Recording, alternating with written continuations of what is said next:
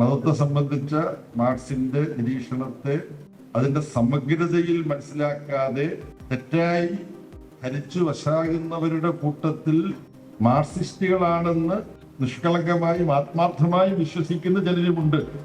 ആരാധനാലയങ്ങളെല്ലാം പൂട്ടിയിട്ടു, ദൈവത്തിന് അവധിയായിരുന്നു. നഗ്നമായ നിലവിലുള്ള ലോക നിയമങ്ങളുടെ ലംഘനമാണ് സാമ്രാജ്യത്വം നടത്തിയത്. മനുഷ്യ സമൂഹത്തിന്റെ വളർച്ചയിലുണ്ടായ ഒരു സ്വാഭാവിക പ്രക്രിയയാണ് മതവിശ്വാസം. സ്വാഭാവിക പ്രക്രിയയിലൂടെ തന്നെ നമ്മൾ പലരും മതവിശ്വാസത്തിൽ നിന്ന് വിമുക്തരായി, അല്ലെങ്കിൽ ശരിയായ ഒരു മതത്തിലേക്ക് എത്തി. എന്താ ശരിയായ മനുഷ്യ മതത്തിലേക്ക് എത്തി. ഇന്ന് നാം ജീവിക്കുന്ന ലോകത്തൊഴുകുന്ന ചോരയുടെയും കണ്ണീരിന്റെയും പിന്നിൽ മൂലധന ചൂഷണവും ആ മൂലധന ചൂഷണത്തെ സംരക്ഷിക്കുന്ന ചൂഷക സംവിധാനങ്ങളും അതിന് നേതൃത്വം കൊടുക്കുന്ന സാമ്രാജ്യത്തിൽ മതം, വർഗീയത, മൂലധനം എന്ന ശീർഷകത്തിൽ എൻ്റെ സുഹൃത്തുകൂടിയായ KP കുഞ്ഞിക്കണ്ണൻ രചിച്ച ഈ ഗ്രന്ഥം ഇതുപോലെ ഒരു പ്രകാശന ചടങ്ങ് സംഘടിപ്പിച്ചുകൊണ്ട് തന്നെ നമ്മുടെ നാടിന്റെ ചർച്ചയ്ക്ക് വിധേയമാക്കേണ്ട ഒരു ഗ്രന്ഥമാണ്. യഥാർത്ഥത്തിൽ എഴുതപ്പെടുന്ന കൃതികളെല്ലാം നമ്മൾ ചർച്ച ചെയ്യേണ്ടതാണ്. വായിച്ചുകൊണ്ട് ചർച്ച ചെയ്യണം. വായിച്ചുകൊണ്ടുള്ള ചർച്ച വായനക്കാരന്റെയോ ചർച്ചയാണ് ഗ്രന്ഥത്തിന്റെ ഉള്ളടക്കവുമായി. അതിന് പുറമെ ഇതുപോലുള്ള ചർച്ചകളും സാധ്യമായത്ര ഗ്രന്ഥങ്ങളെ കുറിച്ച് നടത്തുന്നത് സ്വാഗതാർഹം തന്നെയാണ്. പക്ഷെ നാം ജീവിക്കുന്ന ഇന്നത്തെ ലോകത്തും നാം ജീവിക്കുന്ന ഈ കാലത്തും ഏറ്റവും ഗൗരവത്തോടുകൂടി ചർച്ച ചെയ്യേണ്ട വിഷയങ്ങളാണ് KPയുടെ ഈ ഗ്രന്ഥം ചർച്ച ചെയ്യുന്നത്. അധ്യക്ഷൻ പറഞ്ഞത് പാലിക്കാൻ നമ്മളെല്ലാം ബാധ്യസ്ഥരാണ്. അതുകൊണ്ട് ഈ ഗ്രന്ഥം വായിക്കാൻ പ്രചോദകമാകുന്നിടത്തോളം കാര്യങ്ങളിൽ നമ്മൾ പറയേണ്ടതുണ്ട്. പുസ്തകം പ്രത്യേകിച്ച് ഇവിടെ പരിചയപ്പെടുത്തുന്നുമുണ്ട്. ആ പുസ്തകം പരിചയപ്പെടുത്തുന്ന ആളിനോടാണ് അധ്യക്ഷൻ മുഖ്യമായി തന്റെ നിർദ്ദേശം ഒരു പ്രസാധകൻ സ്വാഭാവികമായും ചിന്തിക്കുന്ന നിലയിൽ അവതരിപ്പിച്ചത്. ഈ പുസ്തകം വായിച്ചതിന്റെ സമാന്തരമായി ഇത് ഗൗരവത്തോടുകൂടി വായിക്കുന്ന ഏതൊരാളും ഇതിൽ പ്രതിപാദിക്കുന്ന കാര്യങ്ങളെ കുറിച്ച് കൂടുതൽ ആലോചിക്കുക സ്വാഭാവികമാണ്.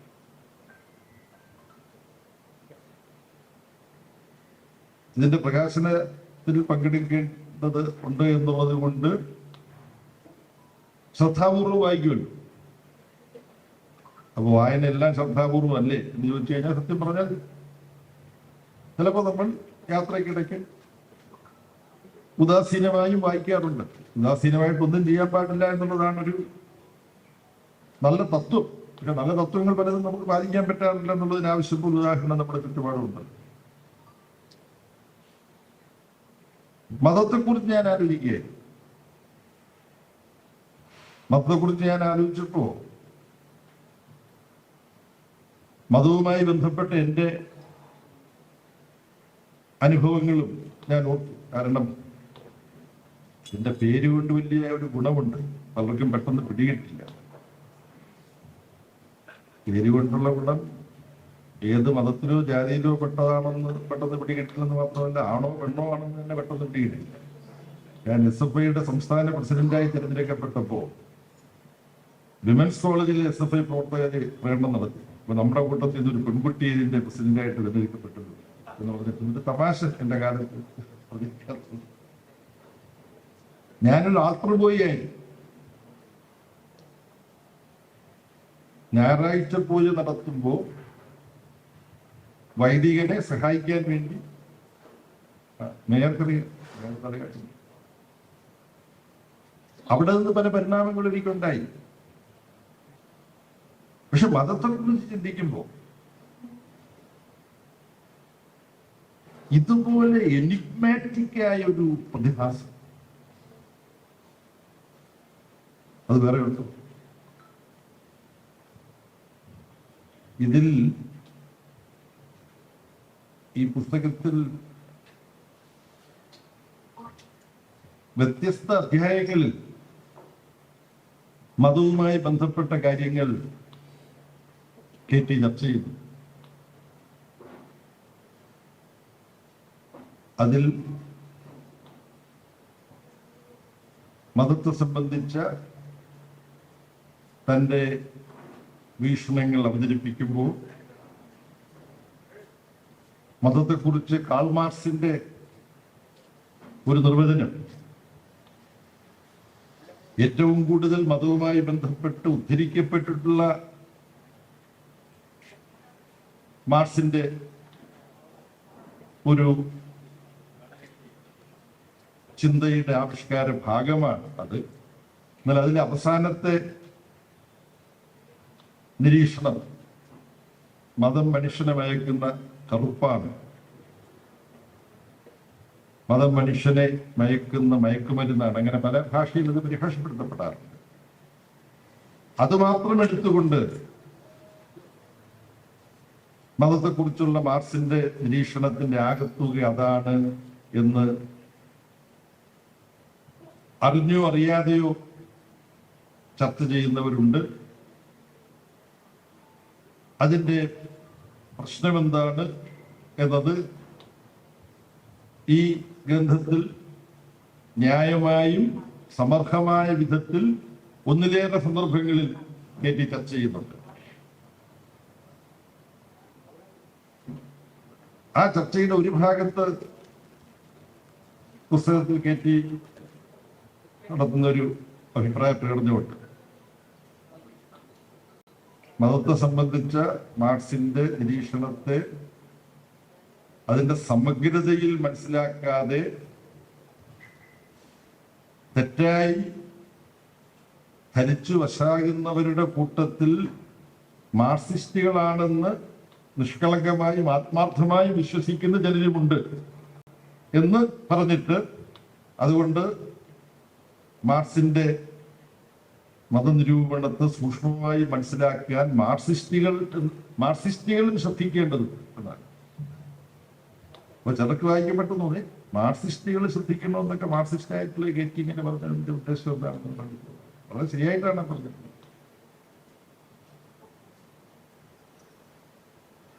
ഈ കൃതിയുടെ വായനയ്ക്കിടയിൽ മതത്തെക്കുറിച്ച് ആലോചിച്ചപ്പോൾ എനിക്ക് തോന്നിയ ഒരു കാര്യം,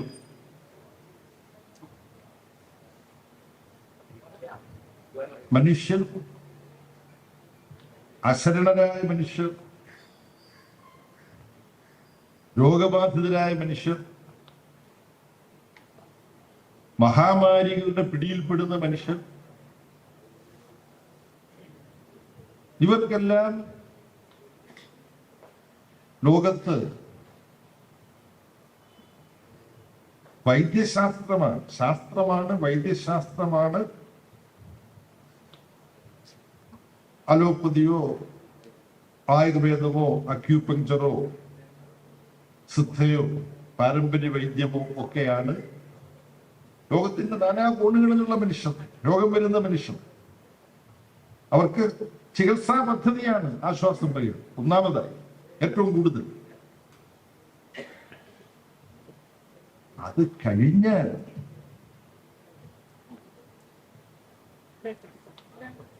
മതദൈവവിശ്വാസങ്ങൾ മനുഷ്യന് ആശ്വാസം പകരുന്നുണ്ട് എന്നാണ് ആലോചിച്ചപ്പോൾ എനിക്ക് തോന്നിയൊരു കാര്യം. ഇവിടെ പെട്ടെന്ന് ഞാനൊന്ന് കൂട്ടിച്ചേർത്തു. ഇവിടെ പാപ്പുട്ടി മാഷൊക്കെ ഇരിക്കുന്നതുകൊണ്ട് മാത്രമല്ല, ഈ ആശ്വാസം പകരുന്നുണ്ടെന്ന് പറയുമ്പോൾ അത് പലപ്പോഴും യഥാർത്ഥത്തിൽ ഈ ദൈവവിശ്വാസമോ മതവിശ്വാസമോ കൊണ്ട് അവർക്ക് പ്രത്യക്ഷത്തിൽ എന്തെങ്കിലും മനുഷ്യന് പ്രയോജനം ഉണ്ടായതുകൊണ്ടല്ല. പക്ഷെ ശാസ്ത്രം തന്നെ സൈക്കോസോമാറ്റിക് ഇമ്പാക്ട് എന്ന് ശാസ്ത്രം കണ്ടെത്തിയിട്ടുള്ള കാര്യമുണ്ട്. നമ്മുടെ രൂഢമൂലമായ വിശ്വാസം കൊണ്ട് നമുക്ക് ലഭിക്കുന്ന ഒരു ആശ്വാസം. അത്തരത്തിൽ അതാണ് മാർക്സ് ഈ മതം മനുഷ്യനെ മയക്കുന്ന കറുപ്പാണെന്ന് പറയുന്നത്. മാർക്സിൽ എഴുതുന്ന കാലത്ത് കറുപ്പ് ഒരു വേദന സംഹാരിയുമാണ്. അതുപോലെ തന്നെ ഞാൻ മനസ്സിലാക്കിയിട്ടുള്ളത് ഈ അനസ്തേഷ്യ ശാസ്ത്രീയമായിട്ട് അന്ന് വികസിച്ചിട്ടില്ല. അപ്പോ ഓപ്പറേഷനോ അത്തരം കാര്യങ്ങളോ ചെയ്യണമെങ്കിൽ ഈ കറുപ്പ് ഉപയോഗിക്കാം. അപ്പം ഒരു താൽക്കാലികമായ വേദന സംഹാരിയാണ് മതം. അതിപ്പോ അനസ്തേഷ്യ എല്ലാം ഡെവലപ്പ് ചെയ്തിട്ടുള്ള ഈ കാലത്തും മറ്റൊന്നും പ്രയോജനപ്പെടില്ല എന്ന് വരുമ്പോ അല്ലാ കർത്താവേ, പിന്നെ രാമനോ കൃഷ്ണനോ ആരാണ്ട് ആവശ്യം പോലെയുണ്ട് രക്ഷിക്കണേ എന്ന് പറയുമ്പോ എല്ലാ രക്ഷാമാർഗങ്ങളും ഞാൻ തേടുന്നു എന്നതാണ്. എന്നെ സംബന്ധിച്ചിടത്തോളം എനിക്ക് രക്ഷാമാർഗം ശാസ്ത്രം തന്നെയാണ്. വേറെ ഒന്നിനെയും വിളിക്കേണ്ട ആവശ്യമില്ല. വിളിച്ചതുകൊണ്ട് പ്രയോജനമില്ലെന്നുള്ളത് ഞാൻ കഷ്ടകാലത്തിൽ മനസ്സിലാക്കിയിട്ടില്ല. കഷ്ടകാലത്തിൽ ഇത് നമ്മുടെ സമൂഹം കൂട്ടമായി മനസ്സിലാക്കുന്ന മറ്റു സന്ദർഭങ്ങളുണ്ട്. കോവിഡ് വന്നപ്പോ എല്ലാവരും ടെസ്റ്റ് ചെയ്യാനേ പോയുള്ളൂ. ഒരു ആരാധനാലയത്തിൽ, ഏതുതരം ആരാധനാലയം ഞാൻ പറയുന്നില്ല, ആരാധനാലയങ്ങളെല്ലാം പൂട്ടിയിട്ടു. ദൈവത്തിന് അവധിയായിരുന്നു അല്ലേ? അപ്പൊ ചില സന്ദർഭങ്ങൾ നമ്മളത് സമൂഹം മൊത്തത്തിൽ അത് മനസ്സിലാക്കുന്ന വേളകളുണ്ട്. പക്ഷെ അത് കഴിയുമ്പോൾ വീണ്ടും ഇത്തരം വിശ്വാസങ്ങളിലേക്ക് പോകും. അത് നൂറ്റാണ്ടുകളായി രക്തത്തിൽ അലിഞ്ഞു ചേർന്ന് വരുന്നത് ശാസ്ത്രീയമായും യുക്തിയുക്തമായും കാര്യങ്ങളെ വിശകലനം ചെയ്യാനുള്ള ശേഷി നേടുമ്പോൾ ഇതിന്റെ ആവശ്യമില്ല എന്ന് തിരിച്ചറിയാൻ കഴിയും. ഇത് സംബന്ധിച്ച് സ്ഥിതിവിവരക്കണക്കുകളുണ്ട്. സോഷ്യൽ ഡെമോക്രാറ്റിക് നയപരിപാടികൾ നടപ്പാക്കപ്പെട്ടുകൊണ്ട് ആ രാജ്യങ്ങളുടെ പ്രത്യേകത, അവിടുത്തെ വിഭവങ്ങൾ, അവിടുത്തെ ജനസംഖ്യയുടെ പരിമിതി, ഇതെല്ലാം കൊണ്ട് സ്കാൻഡിനേവിയൻ നോർദിക് രാജ്യങ്ങൾ, ആ രാജ്യങ്ങളെ എന്നുള്ള സ്ഥിതിവിവരക്കണക്കുകൾ ലഭ്യമാണ്. 80, 85, 90% ദിനങ്ങൾ അവരുടെ ദൈനംദിന കാര്യങ്ങൾ, പഠനം, ജോലി ഇതുമായി പോകുന്നു. ഒരു തരത്തിലുള്ള ആരാധനാലയങ്ങളുമായിട്ട് അവർ ബന്ധപ്പെടുന്നില്ല. അവിടെ ഗവൺമെന്റ് തീരുമാനിച്ചിട്ടോ യുക്തിവാദി സംഘം പ്രവർത്തിച്ചിട്ടോ ഒന്നുമല്ല. അവരുടെ ജീവിത സാഹചര്യം. ഇതിൽ കൂടുതൽ ഞാൻ പറയേണ്ടതില്ല.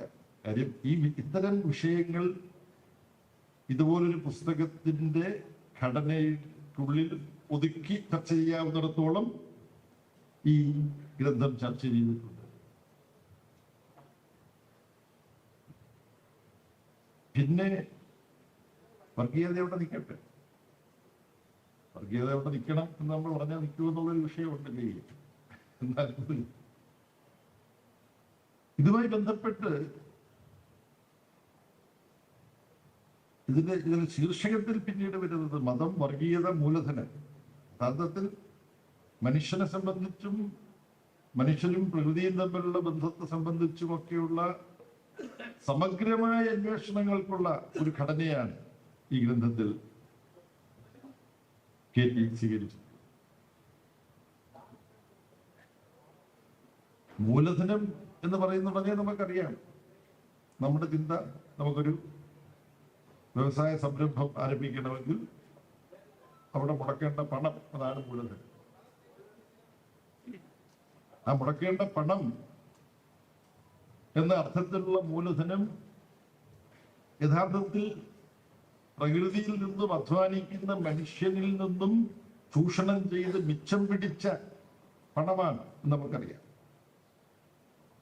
മിച്ചമൂല്യമാണ്. അതുകൊണ്ട് തന്നെ മൂലധനം എന്ന് പറയുന്നത് സംഭൃത അധ്വാനം. പക്ഷെ നമ്മുടെ മുമ്പിൽ ഇവിടെ ചർച്ച ചെയ്യുന്നത് മൂലധനത്തിന്റെ ആധിപത്യം എങ്ങനെ ലോകത്ത്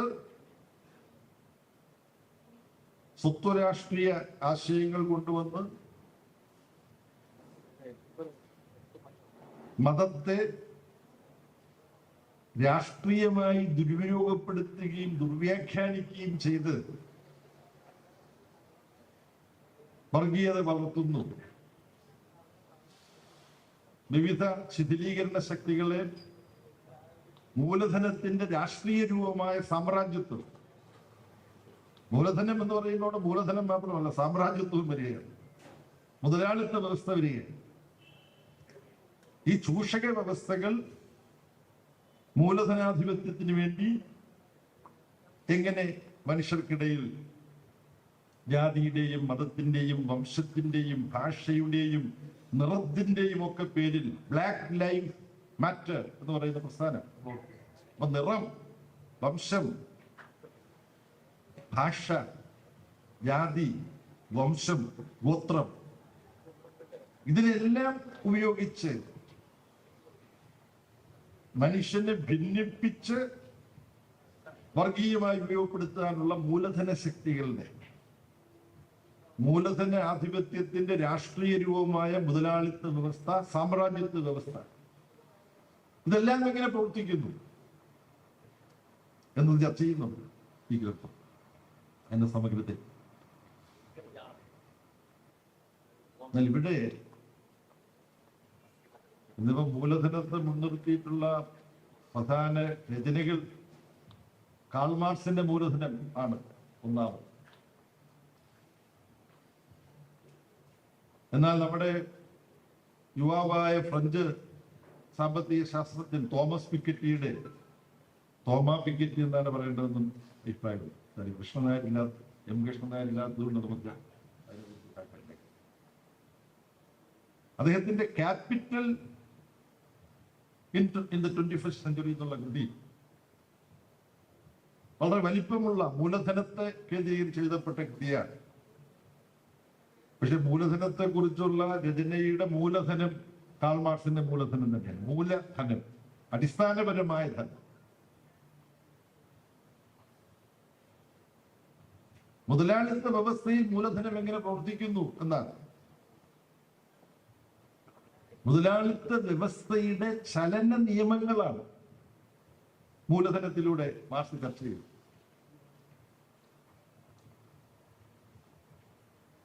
അതിൽ മുതലാളി വർഗം ഉപയോഗിക്കുന്ന മൂലധനം, ക്യാപിറ്റൽ എങ്ങനെ പ്രവർത്തിക്കുന്നു, എങ്ങനെ ഉച്ചമൂല്യം ഉണ്ടാക്കുന്നു ചർച്ച ചെയ്യുന്നതിനിടയിൽ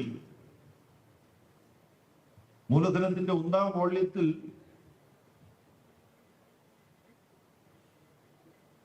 രണ്ടാശയങ്ങളുണ്ട്. ഒന്ന് മാർക്സിന്റെ എന്ന് പറഞ്ഞിട്ട് പലരും ഉദ്ധരിക്കാറുണ്ട്.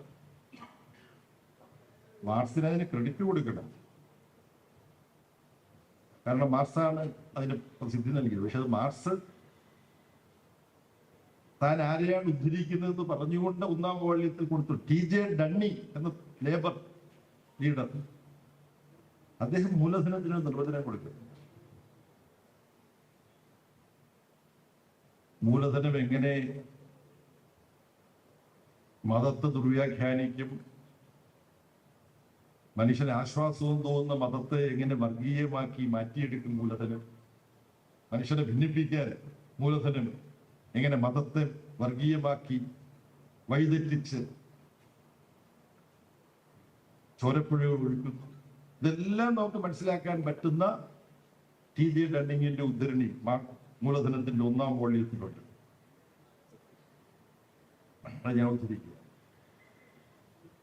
കുഴപ്പങ്ങളും കലാപങ്ങളും ഉള്ളയിടത്ത് നിന്ന് മൂലധനം പറന്നകലുമെന്നും പേടിച്ചൊളിക്കുമെന്നും ഒരു ക്വാർട്ടർലി നിരൂപകൻ പറയുന്നു. ഇത് വളരെ ശരിയാണ്. പക്ഷേ ഇത് പ്രശ്നത്തെ പറ്റിയുള്ള തികച്ചും അപൂർണമായ ഒരു വിവരണമാണ്. പ്രകൃതി അതിന്റെ മണ്ഡലത്തിൽ ഒരിക്കലും ശൂന്യതയ്ക്ക് ഒരിടം അനുവദിച്ചു കൊടുക്കില്ല എന്ന് പറയാറുണ്ടല്ലോ. അതുപോലെ തന്നെ മൂലധനം ലാഭത്തിന്റെ അഭാവത്തെയോ നിസ്സാരമായ ലാഭത്തെയോ അനുവദിക്കുകയില്ല. ചിലർ ലാഭം കൊണ്ടൊന്നും മുതലാളിത്തം തൃപ്തിപ്പെടില്ല എന്നാണ്. തക്ക ലാഭമുണ്ടെങ്കിൽ മൂലധനം ധീരമായി പെരുമാറും. മൂലധനത്തിനൊരു സ്വഭാവം ഹിജേട്ടി അത് വളരെ സ്വീകാര്യമാണെന്ന് മാർക്സിന് തോന്നിയതുകൊണ്ട് മാർക്സ് അപ്പാടെ ഉദ്ധരിച്ചിരിക്കുകയാണ്. തക്ക ലാഭമുണ്ടെങ്കിൽ മൂലധനം ധീരമായി പെരുമാറും. 10% ലാഭത്തിന് മൂലധനം എവിടെയും വ്യാപരിക്കും. 20% ലാഭം ആർത്തി വളർത്തും. ആർക്ക്? മൂലധനത്തിന്. 50% ലാഭം മൂലധനത്തെ സാഹസികതയ്ക്ക് സന്നദ്ധമാക്കും. 100% ലാഭം എല്ലാ മാനുഷിക മൂല്യങ്ങളെയും ചവിട്ടിമതിക്കാൻ തയ്യാറാക്കും. 300% ലാഭത്തിന് മൂലധനം ചെയ്യാത്ത പാതകമില്ല. അത് നേരിടാൻ അറയ്ക്കുന്ന ആപത്തില്ല. മൂലധനം അതിന്റെ ഉടമസ്ഥനെ തൂക്കിലേറ്റുന്നതടക്കം വരും. കുഴപ്പവും കലാപവും ലാഭം വർദ്ധിപ്പിക്കുമെങ്കിൽ മൂലധനം രണ്ടിനെയും പ്രോത്സാഹിപ്പിക്കും. കള്ളക്കടത്തും അടിമക്കച്ചവടവും ഇവിടെ പറഞ്ഞതെല്ലാം വസ്തുത മാത്രമാണെന്ന് തെളിയിക്കുന്നു. സാമ്രാജ്യത്വത്തിന്റെയും വിശേഷിച്ച് അമേരിക്കൻ സാമ്രാജ്യത്വത്തിന്റെ സാമ്രാജ്യത്വത്തിന്റെ സാക്ഷാത്കാരത്തിന് അടിമക്കച്ചവടം വഹിച്ചിട്ടുള്ള നിഷ്ഠൂരവും ക്രൂരവുമായ പങ്ക് ചരിത്രത്തിൽ രേഖപ്പെടുത്തപ്പെട്ടിട്ടുള്ളതാണ്. ഇത് ടി.ജെ. ഡണ്ണിങ്ങിന്റെ നിരീക്ഷണങ്ങൾ മൂലധനത്തിന്റെ 1ാം വോള്യത്തിൽ മാർക്സ് എടുത്ത് ചേർത്തിട്ടുള്ളതാണ്. ഇവിടെ കെ.ടി. തന്റെ ഗ്രന്ഥത്തിൽ വ്യത്യസ്ത പ്രബന്ധങ്ങളിലായി വ്യാപിച്ചു കിടക്കുന്ന അദ്ദേഹത്തിന്റെ നിരീക്ഷണങ്ങളിൽ എങ്ങനെ മൂലധനാധിപത്യത്തെ കാത്തു സൂക്ഷിക്കാൻ ഏറ്റവും കൂടുതൽ ലോകത്ത് നേതൃത്വപരമായ പങ്ക് വഹിക്കുന്ന യുണൈറ്റഡ് സ്റ്റേറ്റ്സ് ഓഫ് അമേരിക്ക അതെങ്ങനെ ലോകത്തിന്റെ പ്രകൃതി വിഭവങ്ങളെല്ലാം സ്വന്തം പിടിയിൽ നിലനിൽക്കുന്ന വിധത്തിൽ ലോക രാഷ്ട്രീയത്തിൽ ഇടപെടുന്നു. എണ്ണയും ശുദ്ധജല സമ്പത്തും ആറ്റമിക് ന്യൂക്ലിയർ ഉപകരണങ്ങൾക്കുൾപ്പെടെ ആവശ്യമായിട്ടുള്ള വ്യത്യസ്ത ധാതു ലവണങ്ങളും ലോകത്തിന്റെ ഏതെല്ലാം ഭാഗത്ത് നിക്ഷേപിക്കപ്പെട്ടിരിക്കുന്നുവോ അവിടെ എല്ലാം തങ്ങളുടെ പാവഭരണകൂടങ്ങളെ അധികാരത്തിലെത്തിക്കാൻ വേണ്ടി അമേരിക്കൻ സാമ്രാജ്യത്വവും CIA-യും നടത്തുന്ന ശ്രമങ്ങൾ പ്രകൃതി വിഭവങ്ങളുടെ മേലുള്ള ആധിപത്യത്തിന് വേണ്ടി മാത്രമല്ല, രാഷ്ട്രീയമായ ആധിപത്യത്തിന് വേണ്ടി അമേരിക്കൻ സാമ്രാജ്യം നടത്തുന്നത്. War against terrorism. സദ്ദാം ഹുസൈന്റെ കയ്യിൽ എന്താണ് അന്ന് മാധ്യമങ്ങളെല്ലാം ഉപയോഗിച്ചിരുന്ന WMD, weapons of mass destruction. മാധ്യമങ്ങളെല്ലാം ഏറ്റെടുത്ത അമേരിക്കയുടെ ഒരു പ്രയോഗമാണ്. ന്യൂക്ലിയർ ആയുധങ്ങളോ അതിന് സമാനമായതോ ആയ സർവവിനാശകരമായ ആയുധങ്ങൾ സദ്ദാം ഹുസൈന്റെ കയ്യിലുണ്ട്. അത് പരിശോധിക്കാൻ ഞങ്ങളെ അനുവദിക്കുന്നില്ല. ഐക്യരാഷ്ട്രസഭയുടെ തന്നെ കൈ തിരിച്ചിട്ട് ഐക്യരാഷ്ട്രസഭയുടെ അന്വേഷണ സംഘം പോണം. ഇതെല്ലാം സദ്ദാം ഹുസൈനെതിരായിട്ടുള്ള യുദ്ധം നടത്തുന്ന അതിന്റെ വിശദാംശങ്ങളിലേക്ക് പോയി. പക്ഷെ ഇതെല്ലാം നമ്മൾ ഈ ഓർമ്മകൾ ഉണ്ടായിരിക്കണം എന്ന് പറഞ്ഞിട്ട് ഒരു ടി വി ചന്ദ്രന്റെ ഒരു സിനിമയായിട്ട് നമ്മൾ അതിനെ നഗ്നമായ നിലവിലുള്ള ലോക നിയമങ്ങളുടെ ലംഘനമാണ് സാമ്രാജ്യത്വം നടത്തിയത്. നാടൻ ഭാഷ ചൊല്ലിട്ട് പറഞ്ഞു. അവസാനം ഇറാഖിനെ അമേരിക്കൻ സൈന്യം ആക്രമിച്ചു. അദ്ദേഹത്തിനടുത്ത് വെപ്പൺസ് ഓഫ് മാസ് ഡിസ്ട്രക്ഷൻ വല്ലതും ഉണ്ടായിരുന്നു. അന്നേരം അതെടുത്ത് ഉപയോഗിക്കില്ലേ? അദ്ദേഹം വല്ല ഉപയോഗിച്ചു? എന്തെങ്കിലും ഉണ്ടായിരുന്നു? ഒന്നുണ്ടായിരുന്നു? എന്നാൽ ആരെങ്കിലും ചോദിക്കുന്നുണ്ടോ?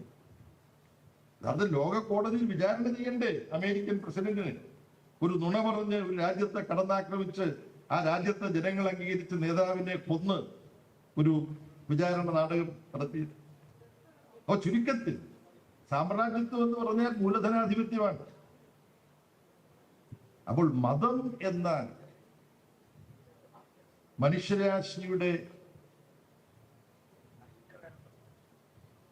മനുഷ്യൻ പിച്ചവെച്ച് നടന്ന കാലം മുതലുള്ള മനുഷ്യ സംസ്കൃതിയിൽ ആദ്യം പ്രകൃതി പ്രതിഭാസങ്ങളായി കടന്നു വന്ന മതവിശ്വാസങ്ങൾ, പല പല പരിണാമങ്ങൾക്ക് വിധേയമായ മതവിശ്വാസങ്ങൾ,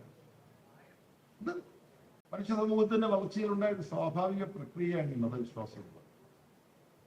സ്വാഭാവിക പ്രക്രിയയിലൂടെ തന്നെ നമ്മൾ പലരും മതവിശ്വാസത്തിൽ നിന്ന് വിമുക്തരായി അല്ലെങ്കിൽ ശരിയായ ഒരു മതത്തിലേക്ക് എത്തി. എന്താ ശരിയായ മനുഷ്യമതത്തിലേക്ക് എത്തി.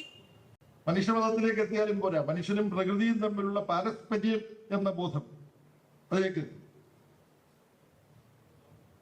പക്ഷെ മൂലധനാധിപത്യം ഈ മതവിശ്വാസത്തിന്റെ ഏറ്റവും വികൃതമായ ആവിഷ്കാരങ്ങൾ എങ്ങനെ സുന്നി ഷിയ തർക്കത്തിൽ രണ്ടിനെയും പ്രോത്സാഹിപ്പിക്കും. CI അപ്പുറം ഇപ്പുറം. താലിബാനെ ആര് സൃഷ്ടിച്ചു? ചർച്ച ചെയ്യുന്നു. അഫ്ഗാനിസ്ഥാനിൽ ഒരു പുരോഗമന ഭരണ ജനകീയ സംവിധാനം വന്നപ്പോൾ അത് സമത്വപൂർണമായ സമൂഹ നിർമ്മിതിക്ക്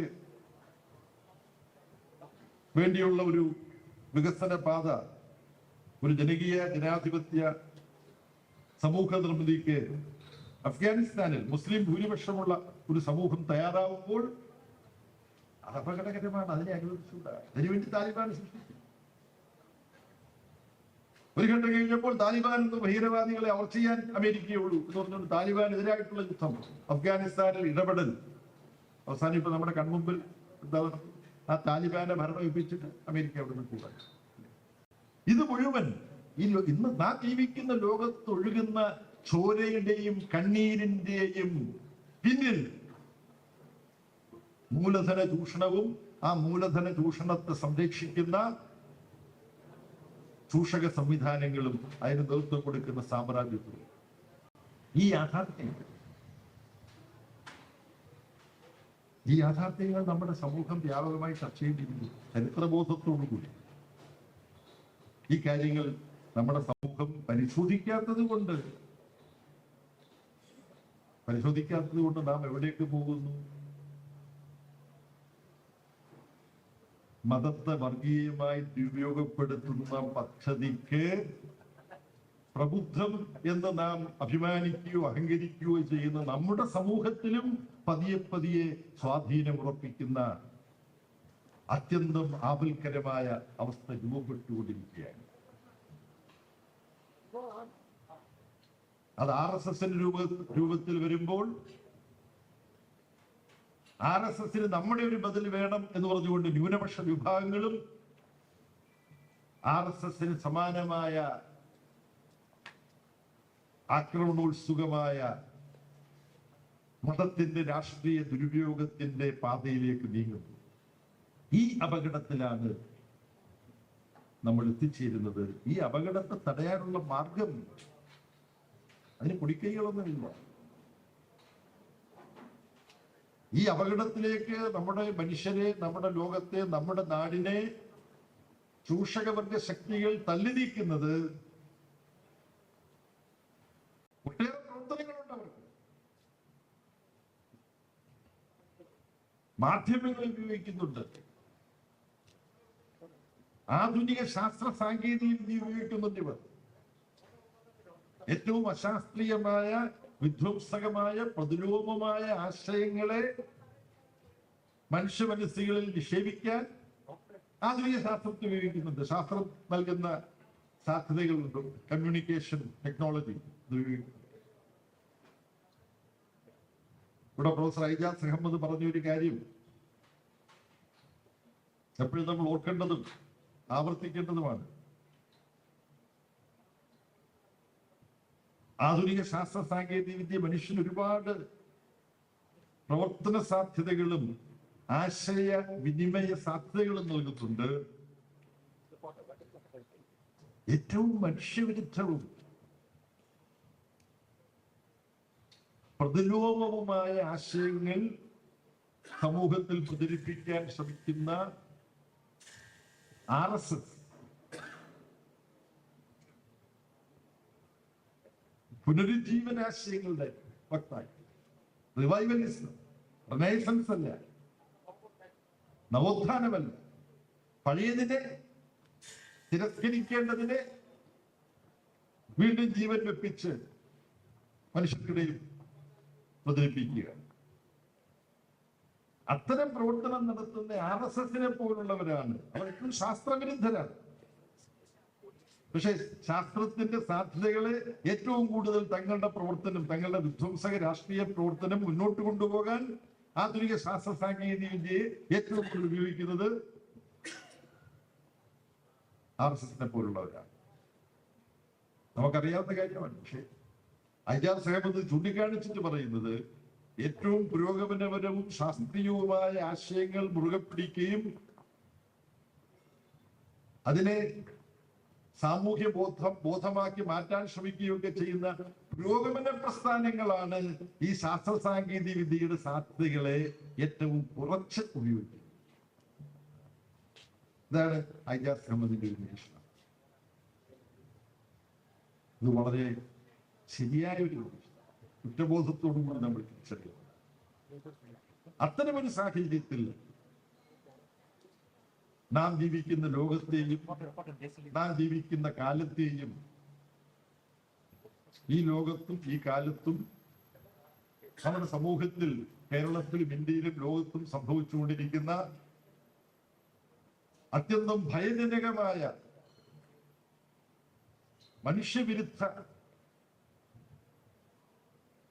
ശക്തികളുടെ പ്രവർത്തനം, അതിന്റെ ആപത്ത്, അതിന്റെ വിവിധ തലങ്ങൾ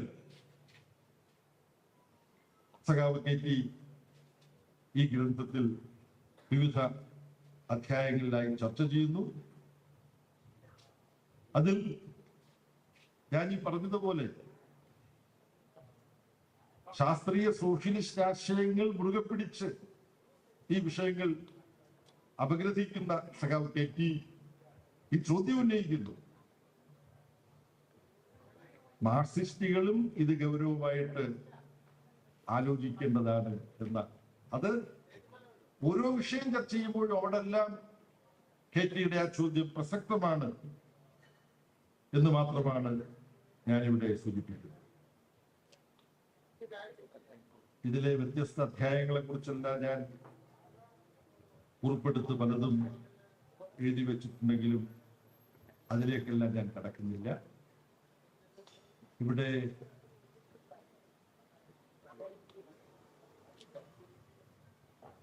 ആത്മീയ വ്യാപാരത്തെ സംബന്ധിച്ച ചർച്ചകൾ ഇദ്ദേഹം നടത്തുന്നുണ്ട്. റാം റഹീം സിംഗ് എന്ന് പറഞ്ഞുകൊണ്ട് പഞ്ചാബ് ഹരിയാന മേഖലയിൽ ഒരു പ്രതിഭാസം സംഭവിച്ചത്. അദ്ദേഹം അറസ്റ്റ് ചെയ്യപ്പെട്ടു, നീതിന്യായ സംവിധാനത്തിലൂടെ ശിക്ഷിക്കപ്പെട്ടു. പക്ഷെ അദ്ദേഹത്തെ അറസ്റ്റ് ചെയ്തപ്പോൾ ഇന്ന് ഇന്ത്യ ഭരിക്കുന്ന പാർട്ടിയുടെ ഒരു MP സാക്ഷി മഹാരാജ്, ദൈവത്തിന്റെ അവതാരമാണ് ഇദ്ദേഹത്തെ അറസ്റ്റ് ചെയ്യുകയോ, ദൈവത്തിന്റെ അവതാരത്തെ മനുഷ്യന്റെ നീതിന്യായ സംവിധാനത്തിൽ കൊണ്ടുവരികയോ എന്നൊക്കെയുള്ള ചോദ്യം ഉന്നയിച്ച കാര്യം KT ഈ ഗ്രന്ഥത്തിൽ ചർച്ച ചെയ്യുന്നുണ്ട് എന്നുള്ള കാര്യം കൂടി ഞാൻ ഈ സന്ദർഭത്തിൽ നിങ്ങൾ ഓർമ്മിപ്പിക്കുകയാണ്. കേരളത്തിലടക്കം ഒരു ആധുനിക ജനാധിപത്യ സമൂഹമായി വളർച്ചയുടെ പല ഘട്ടങ്ങളിലൂടെ കടന്നുപോയ കേരളത്തെ പിന്നോട്ട് വലിക്കുന്ന പ്രവണതകൾ നമ്മുടെ സമൂഹത്തിൽ നടക്കുന്നു.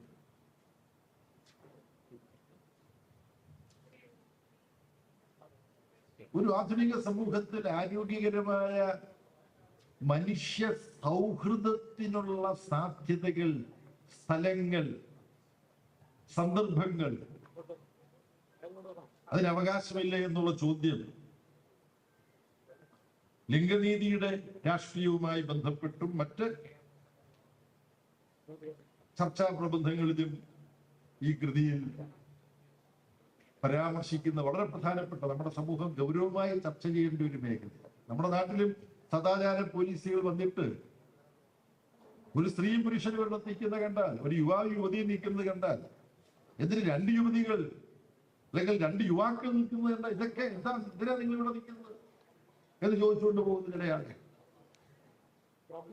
പല സ്ഥലത്തും സംഭവിക്കും. നമ്മുടെ സമൂഹത്തിനെ കുറിച്ച് ഗൗരവമായി ആലോചിക്കേണ്ടതുണ്ട്. നമ്മൾ എത്ര നവോത്ഥാന വിരുദ്ധമായ പാതയിൽ പലപ്പോഴും നമ്മൾ പോകുന്നുണ്ട് എന്നത്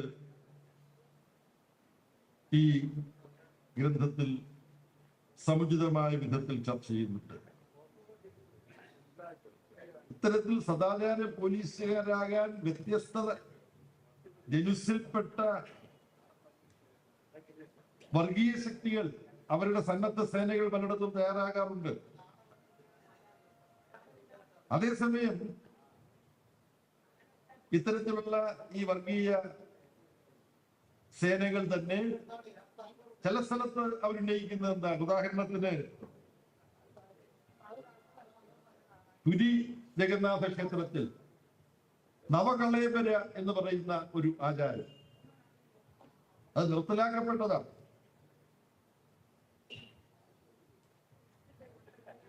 സ്ത്രീ ലൈംഗികതയെ അവിടുത്തെ ഭരണാധികാരികൾക്കും ബ്രാഹ്മണ മേധാവികൾക്കും അവരുടെ ഭാഗമായിട്ടുള്ള പൂജാരി സമൂഹത്തിനും ചൂഷണം ചെയ്യുക എന്നുള്ള ലക്ഷ്യത്തോടു കൂടിയുള്ള ഒരു പരിപാടിയാണ് ഈ നവകളേബര. അതിനെക്കുറിച്ച് കൂടുതൽ അറിയാൻ നിങ്ങൾ ഈ പുസ്തകം തന്നെ വായിക്കുന്നതാണ്. അതുകൊണ്ട് അത്രയും ഞാൻ അതിനെ കുറിച്ച് പറയില്ല. അപ്പൊ ഇതുപോലെയുള്ള അസംബന്ധങ്ങൾ നമ്മുടെ സമൂഹത്തിൽ നടക്കുന്നുണ്ട് എന്ന കാര്യം KT വളരെ വിസ്തൃതമായ ചർച്ചയും പരിശോധനയും വിവിധ വിഷയങ്ങളെ മുൻനിർത്തി ഈ ഗ്രന്ഥത്തിൽ നടത്തുന്നതിന്റെ ഭാഗമായി അവതരിപ്പിച്ചിട്ടുണ്ട്. ഈ പുസ്തകത്തിന്റെ കോപ്പികൾ ഇവിടെ വന്നിട്ടുള്ള എല്ലാവർക്കും വാങ്ങാൻ വേണ്ടിടത്തോളം കോപ്പികളിലൂടെ ഉണ്ടോ എന്ന് എനിക്കറിഞ്ഞൂടെ. ഉണ്ട്. എന്റെ അഭിപ്രായം, ഭാഷാ ഇൻസ്റ്റിറ്റ്യൂട്ടിനെ എനിക്കിഷ്ടമാണ്, KT എന്റെ സുഹൃത്താണെന്നുള്ളത് കൊണ്ട് പറയുന്നതല്ല. നമ്മൾ സുഹൃത്തുക്കൾക്കെല്ലാം സ്നേഹപ്രകടനത്തിന് എന്തെങ്കിലുമൊക്കെ കൊടുക്കുക എന്നുള്ളൊരു സമ്പ്രദായം നമ്മുടെ നാട്ടിലുണ്ട്. ജന്മദിനത്തിന് ഉടുപ്പ് വാങ്ങിച്ചു കൊടുക്കും. ഒരാളിലേക്ക് തന്ന ഉടുപ്പാണ്, അതുകൊണ്ടാണ് എനിക്ക് ഇത്തരത്തിൽ ഉടുപ്പ് തന്ന ആളിനെ സന്തോഷിപ്പിക്കാൻ വേണ്ടിയാണ് ഇന്ന് വിട്ടത്. ഇതിന്റെ ചിത്രമൊക്കെ എടുക്കുന്നത്. പക്ഷെ എന്റെ അഭിപ്രായം, നമ്മളുടെ സൗഹാർദ്ദ പ്രകടനത്തിന് പുസ്തകങ്ങൾ സമ്മാനിക്കുക എന്നുള്ളൊരു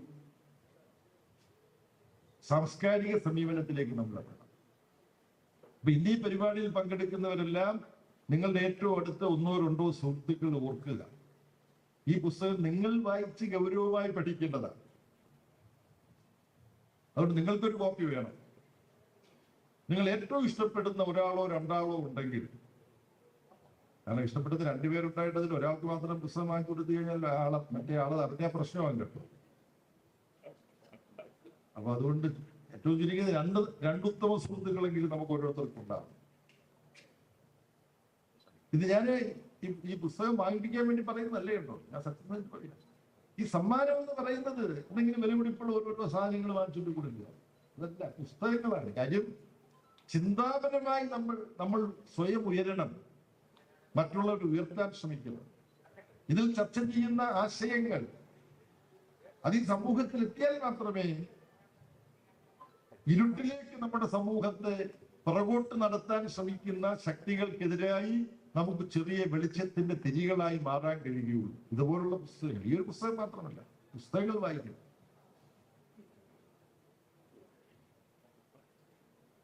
രാഷ്ട്രീയ സാംസ്കാരിക പ്രവർത്തനത്തിന് പുറപ്പെടുന്നവർ വിചാരധാര പോലുള്ള പുസ്തകങ്ങളും വായിക്കണം, മെയിൻഗാഫും വായിക്കണം, എന്താണ് അതിനകത്ത് എഴുതിയിരിക്കുന്നതെന്ന് വായിക്കണം. അത് പ്രചരിപ്പിക്കാനല്ല, എത്ര അപകടമാണ് അതിനുള്ളതെന്ന് അറിയാൻ. എൻ്റെ അടുത്തുണ്ട് മെയിൻഗാഫിന്റെ കോപ്പിയുണ്ട്, വിചാരധാരയുടെ കോപ്പിയുണ്ട്. അപ്പൊ വായനയിലൂടെയാണ് മനുഷ്യൻ എങ്ങനെയൊക്കെയാണ് ഇവിടെ എത്തിച്ചേർന്നത്, ഇനി എവിടേക്കാണ് നമ്മൾ പോകേണ്ടത്, ഇന്ന് നമ്മൾ എവിടെയാണ് നിൽക്കുന്നത്, ഇതെല്ലാം മനസ്സിലാക്കാൻ കണ്ണും ചെവിയും തുറന്നു പിടിക്കുക മാത്രമല്ല, എപ്പോഴും തുറന്നു വെക്കുന്ന ഒരു മനസ്സ് നമുക്കുണ്ടാവണം, ഒരു മനോഭാവം നമുക്കുണ്ടാവണം. ആ നിലയിൽ ഈ പുസ്തകം നമ്മുടെ ചിന്താമണ്ഡലത്തിന് ഒരു മുതൽക്കൂട്ടാണ്. ഞാൻ KT അനുമോദിക്കുന്നു, ഭാഷാ ഇൻസ്റ്റിറ്റ്യൂട്ടിനെ അനുമോദിക്കുന്നു. പക്ഷെ നമ്മളുടെ ഈ ഒരു പൊതു സമീപനം, വിമർശനവും സ്വയം വിമർശനവും നേട്ടം പറയുമ്പോൾ തന്നെ എന്തെങ്കിലും പോരായ്മയുണ്ടെങ്കിൽ അതും പറയുക എന്നുള്ളതാണല്ലോ നമ്മുടെ സമീപനം. ആ സമീപനം ഈ പുസ്തക പ്രകാശനത്തിന്റെ സന്ദർഭത്തിൽ ഞാൻ ഉപേക്ഷിക്കാൻ പാടില്ല. ആ അർത്ഥത്തിൽ ഇത്ര മികച്ച ഒരു പുസ്തകം ഇറക്കിയപ്പോൾ രണ്ട് കാര്യങ്ങൾ കൂടി ഭാഷാ ഇൻസ്റ്റിറ്റ്യൂട്ട് ശ്രദ്ധിക്കണമായിരുന്നു എന്നുള്ളതാണ് എൻ്റെ. അത് വേണമെങ്കിൽ അതിന്റെ അധ്യക്ഷനോട് പ്രത്യേകിച്ച് പറയാവുന്നതാണ്. പക്ഷെ ഇത് നമ്മൾ പൊതുവിൽ പറയേണ്ട കാര്യങ്ങൾ, പറയാവുന്നിടത്തോളം കാര്യങ്ങൾ പറയണം. ഒന്ന്, ഇതിനൊരു വിഷയ ഇൻഡെക്സും നാമ ഇൻഡെക്സ് അതല്ലേ, നെയിം ഇൻഡെക്സും സബ്ജക്ട് ഇൻഡെക്സ്, ഇതെല്ലാം വിഷയങ്ങൾ ഇതിനകത്ത് പ്രതിപാദിക്കുന്നു. ആരെല്ലാം പ്രതിപാദിക്കപ്പെടുന്നു? ടെറി ഈഗിൾട്ടന്റെ ഉദ്ധരണിയുണ്ട്, രാമായണമുണ്ട്, വിഷ്ണുപുരാണമുണ്ട്. ഞാൻ ഓർമ്മയിൽ നിന്ന് പറയുകയാണ്. രണ്ട്, KT തന്നെ പലതും മൂലധനത്തിന്റെ ഇത്രാം പേജ് എന്നൊക്കെ പറഞ്ഞ് ചിലത് കൊടുത്തിട്ടുണ്ട്, ചിലത് കൊടുത്തിട്ടില്ല. ഇതുപോലൊരു കൃതിയിൽ അതിന്റെ സോഴ്സ് എല്ലാം കൃത്യമായി ഇൻഡെക്സ് ചെയ്യണം. ആ തരത്തിൽ ഈ കൃതി, ഇതിന്റെ അടുത്ത പതിപ്പ് നമുക്ക് കൂടുതൽ മികച്ചതാക്കാൻ കഴിയും. ഇത് മികച്ചൊരു കൃതിയാണ്, കൂടുതൽ മികച്ചതാക്കാൻ കഴിയും എന്നാണ് ഞാൻ പറഞ്ഞത്. അതുപോലെ തന്നെ പ്രൂഫ് കൂടുതൽ ഗൗരവത്തോടു കൂടി നോക്കണം. ചില വർഷങ്ങളൊക്കെ തന്നെ അപകടകരാവിധം തെറ്റിപ്പോയി. KT പറഞ്ഞു. അതിന്റെ കുഴപ്പമെന്ന് പറഞ്ഞാൽ പുതിയ തലമുറയിലെ കുട്ടികൾ എടുക്കും, എന്നിട്ട് അവര് ആ വർഷമെല്ലാം കൃത്യമായിട്ട് കാണും. ഇപ്പൊ മാർക്സ് 1884 ഇങ്ങനെ എഴുതി എന്ന് പറയുമ്പോ നമുക്കുടനെ മനസ്സിലാവും, KTക്ക് മനസ്സിലാവും 1844 ആണ് 1884 ആയിപ്പോയത്. 1983 മാർക്സ് മരിച്ചു. അപ്പൊ 84 മാർക്സിന് എഴുതാൻ പറ്റില്ല. അപ്പൊ അങ്ങനെയുള്ള ഞാൻ പറയുന്നത്, ഈ പുസ്തക പ്രസാധനം എന്ന് പറയുന്നത് നമ്മൾ വളരെ ഗൗരവത്തോടും കരുതലോടും കൂടി ചെയ്യേണ്ടതാണ്. അപ്പൊ പ്രൂഫ്, കുട്ടിക്കൃഷ്ണമാരായ പ്രൂഫ് റീഡറായിരുന്നു, ഓർക്കണം. അല്ലെങ്കിൽ ഗൗരവത്തോടു കൂടി ചെയ്യേണ്ട ഒരു ജോലിയാണ് പ്രൂഫ് റീഡിങ്. നന്നായിട്ട് ഈ പുസ്തകം വന്നിട്ടുണ്ട്. പക്ഷെ ഇതിനെ അനുമോദിക്കുമ്പോൾ തന്നെ ഇങ്ങനെ ചിലരുടെ പ്രശ്നങ്ങൾ എന്ത് ചെയ്യുമ്പോഴും ചില തെറ്റുകൾ സംഭവിക്കാം, അതിലേക്കാണ്ടാവുന്നു. പക്ഷെ മറ്റേത് ഈ ഉദ്ധരണികൾക്കെല്ലാം അതിന്റെ സോഴ്സ് കൃത്യമായിട്ട് കൊടുക്കുക, നെയിം ഇൻഡെക്സും സബ്ജക്ട് ഇൻഡെക്സും കൊടുക്കുക. അതോടുകൂടി നമ്മൾ വളരെ പെട്ടെന്ന് പറഞ്ഞ് റെഫർ ചെയ്യാം. അതാണ് അതിന്റെ ഒരു ഗുണം. ആ നിലയിൽ നിങ്ങളെല്ലാം ഈ പറഞ്ഞ പോലെ നിങ്ങളുടെ കോപ്പിയും നിങ്ങളുടെ കൂട്ടുകാർക്ക് കൊടുക്കേണ്ട കോപ്പിയും ഒക്കെ ഇവിടുന്ന് വായിച്ചു കഴിഞ്ഞാൽ അടുത്ത പതിപ്പ് വളരെ പെട്ടെന്ന് തന്നെ തയ്യാറാക്കാൻ പറ്റും. അപ്പൊ സമാന്തരമായി അതിന്റെ പ്രൂഫ് റീഡിങ്ങും അതുപോലെ തന്നെ ഇൻഡെക്സ് തയ്യാറാക്കലും ഒക്കെ അടങ്ങുന്ന ജോലികൾ ചെയ്യണം എന്നുകൂടി പറഞ്ഞുകൊണ്ട് ഞാൻ ഇവിടുന്ന് പോകേണ്ട സമയമായി. 11:30 പോയാലേ വയനാട്ടിൽ എത്താൻ പറ്റുള്ളൂ. ഈ ബഹളം നടക്കുമ്പോഴൊന്നും ഞാൻ അങ്ങോട്ട് പോയില്ല. അവിടെ ചെന്നിട്ടൊരു അവിടുത്തെ സംവിധാനത്തിന് നമ്മുടെ ഒരു ഭാരം ഉണ്ടാകേണ്ട എന്ന് കരുതി ഇപ്പൊ അവിടെ കൂടി സെറ്റിൽ ചെയ്തിട്ടുണ്ട്. അവിടേക്ക് പോകുന്നതാണ്. ഭാഷാ ഇൻസ്റ്റിറ്റ്യൂട്ടിന്റെ കുറെ പുസ്തകങ്ങളും ഡൽഹിയിൽ നിന്ന് നാഷണൽ ബുക്ക് ട്രസ്റ്റ് ഇറക്കിയ കുട്ടികൾക്ക് വേണ്ടിയിട്ടുള്ള നല്ല പുസ്തകങ്ങൾ അതിനൊരു കെട്ടുമായിട്ടാണ് ഈ പുസ്തകങ്ങൾ കൊടുക്കാനാണ് പോകുന്നത്. അപ്പോൾ ഭാഷാ ഇൻസ്റ്റിറ്റ്യൂട്ടിന്റെ ഈ ചടങ്ങിൽ നിന്ന് ഏറ്റുവാങ്ങിയ പുസ്തകങ്ങളാണ് വയനാട്ടിലെ കുട്ടികൾക്ക്, ഇപ്പം അഭയാർത്ഥി ക്യാമ്പിൽ കഴിയുന്ന കുട്ടികൾക്ക് വായിക്കാൻ വേണ്ടി. ഭാവിയിൽ അവിടെ സ്കൂളെല്ലാം വന്ന് ലൈബ്രറി വരുമ്പോൾ ലൈബ്രറിയിലേക്ക് പുസ്തകങ്ങളൊക്കെ മാറ്റാം. ലൈബ്രറി കൗൺസിലുമായിട്ട് ബന്ധപ്പെട്ടാണ് കൊടുക്കുന്നത്. അതുകൊണ്ട് ഈ സംസാരിച്ചു കഴിഞ്ഞാൽ ഉടനെ സ്ഥലം വിട്ടുകൂടാന്നുള്ളതാണ് സുജന മര്യാദ. ഒരു വീട്ടിൽ നിന്ന് ഭക്ഷണം കഴിച്ചാൽ ഭക്ഷണം കഴിച്ചിട്ട് നിന്ന് കൈ കഴുകി നേരെ അവിടെ നിന്ന് ഇറങ്ങാൻ പാടില്ല എന്ന് പറയുന്നത്, പ്രസംഗം കഴിഞ്ഞ് നേരെ പോകാൻ പാടില്ല. പക്ഷെ വയനാട്ടിലേക്ക് പുസ്തകം കൊടുക്കാനാണ് പോകുന്നത് എന്നുള്ളത് കൊണ്ട് അധ്യക്ഷനും ഈ സദസ്സും അനുവദിക്കും എന്ന് പ്രതീക്ഷിച്ചുകൊണ്ട് KTAയും ഭാഷാ ഇൻസ്റ്റിറ്റ്യൂട്ടിനെയും അനുമോദിച്ചുകൊണ്ട് ഞാൻ എന്റെ വാക്കുകൾ ഉപസംഹരിക്കുന്നു.